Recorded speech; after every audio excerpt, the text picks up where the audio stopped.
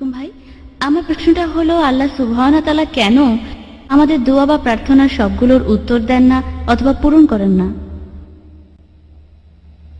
বোন, আপনি প্রশ্ন করলেন যে আমাদের সব দোয়া সেগুলো কেন আল্লাহ সুবহানাহু ওয়া তাআলা পূরণ করেন না। এই প্রশ্নটার উত্তর পবিত্র কোরআনে দেয়া আছে। সূরা বাকারার 216 নম্বর আয়াতে উল্লেখ করা হয়েছে, বলা হয়েছে এটা হতে পারে তোমরা যেটা অপছন্দ করো সেটা তোমাদের জন্য কল্যাণকর, আর যেটা পছন্দ করো সেটা অকল্যাণকর। আল্লাহ সবকিছু জানেন আর তোমরা জানো না। আল্লাহ পবিত্র কোরআনে বলছেন এটা সম্ভব, তোমরা যেটা অপছন্দ করো সেটাই কল্যাণকর, আর যেটা পছন্দ করো সেটা অকল্যাণকর। যেমন ধরুন, একজন খুবই ধার্মিক লোক, সে আল্লাহ সুবহানাহু ওয়া তাআলার কাছে দোয়া করলো যে আমাকে একটা মোটরসাইকেল দাও আল্লাহ, তাতে আমার যাতায়াত সুবিধা হবে। আর আল্লাহ সেই দোয়া কবুল করলেন না। আপনি হয়তো বলবেন সে খুব ভালো লোক ছিল, সে খুব ধার্মিক লোক, তার দোয়া কেন কবুল হলো না? আল্লাহ সুবহানাহু ওয়া তাআলা জানেন যদি লোকটার মোটরসাইকেল থাকে সে অ্যাক্সিডেন্ট করতে পারে আর পঙ্গু হয়ে যেতে পারে। আর পবিত্র কোরআন বলছে তোমরা যেটা পছন্দ করো সেটা অকল্যাণকর হতে পারে। আল্লাহ জানেন আর তোমরা জানো না। এবার খুব ধনী একজন ব্যবসায়ী, তিনি তখন লন্ডনের ফ্লাইট ধরার জন্য এয়ারপোর্টে যাচ্ছিলেন একটা চুক্তি করার জন্য, যে চুক্তিটা করলে তার লাভ হবে 100 কোটি রুপি।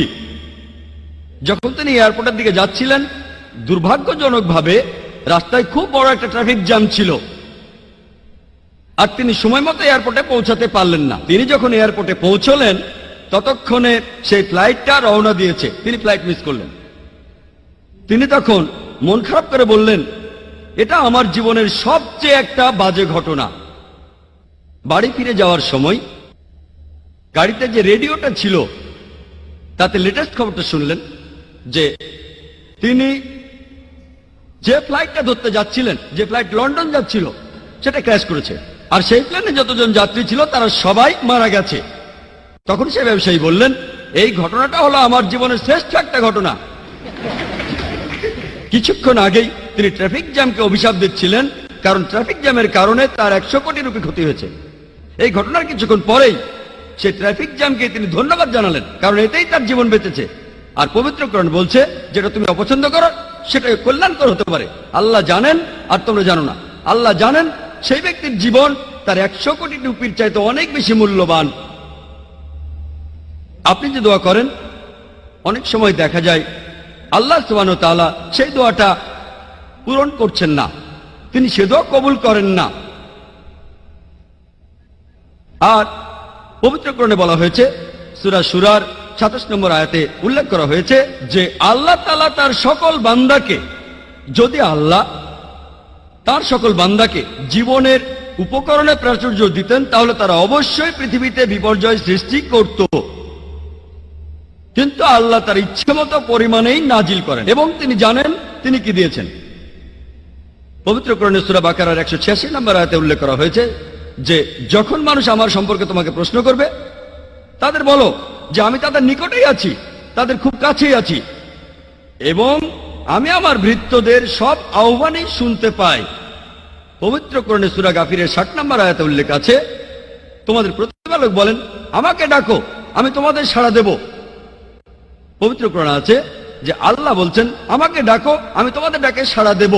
মানুষ ভাবতে পারে এই আয়াতটার কথা পূরণ হবে না যদি প্রার্থনার উত্তর না দেওয়া হয়।